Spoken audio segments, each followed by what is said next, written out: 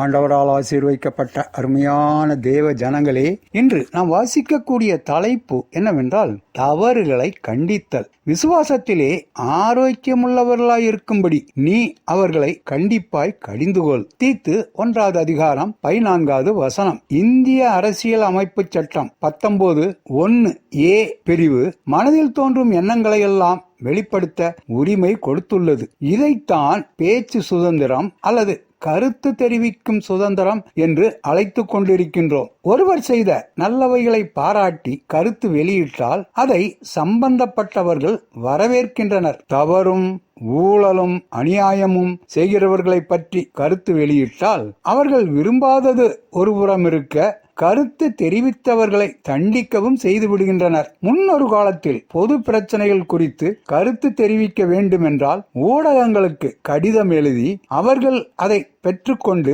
வெளியிட்டாலும் உண்டு, வெளியிடாவிட்டாலும் உண்டு. தகவல் தொழில்நுட்பங்கள் பெருகினவுடன் யாருடைய தயவும் இல்லாமல் சொல்ல வேண்டிய கருத்துக்களை இணையதள பக்கங்களில் தனிநபர்கள் தைரியமாக வெளியிட்டு வருகின்றனர். நம் நாட்டின் பாதுகாப்புக்கு அச்சுறுத்தல் இல்லாத கருத்துக்களை அரசாங்கம் கண்டுகொள்ளாமல் இருந்து வந்தது. காலப்போக்கில் விமர்சனங்களும் கருத்துக்களும் பெருகவே அநேகருடைய குற்றச் செயல்கள் எல்லாருக்கும் தெரிய வந்தது. 2008ஆம் ஆண்டு தகவல் தொழில்நுட்ப சட்டத்தில் திருத்தம் கொண்டு வரப்பட்டு இணையதளங்களில் கருத்து தெரிவிக்கும் சுதந்திரம் தடை செய்யப்பட்டது. எனவே இந்த புதிய சட்டத்தின் அடிப்படையில் இணையதளத்தை அதிகமாக பயன்படுத்தும் இளைஞர்கள் பாதிப்படைந்து விட்டனர். எனவே இதை எதிர்த்து 2012ஆம் ஆண்டு ஸ்ரேயா சிங்கால் என்ற பெண் உச்ச நீதிமன்றத்தில் வழக்கு தொடர்ந்தார். கருத்து சுதந்திரத்திற்கு எதிரான சட்டப்பிரிவை நீக்கும்படி வேண்டினார். இந்த வழக்கு நடந்து கொண்டிருக்கும் பொழுதே கருத்து தெரிவித்த சிலர் கைது செய்யப்பட்டனர். உத்தரப்பிரதேச மாநிலத்தில் 17 வயது வாலிபன் அந்த மாநில அமைச்சர் ஒருவரை குறித்து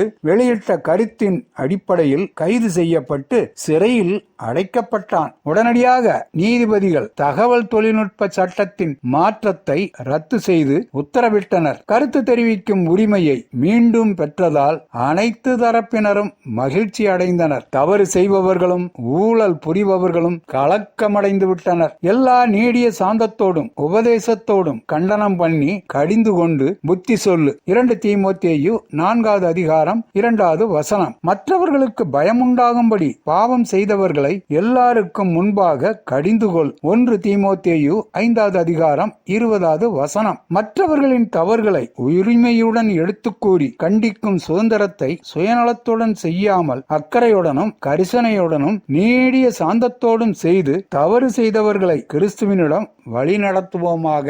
ஆண்டவர் தாமே நம் அனைவரையும் ஆசீர்வதிப்பாராக. ஆமேன்.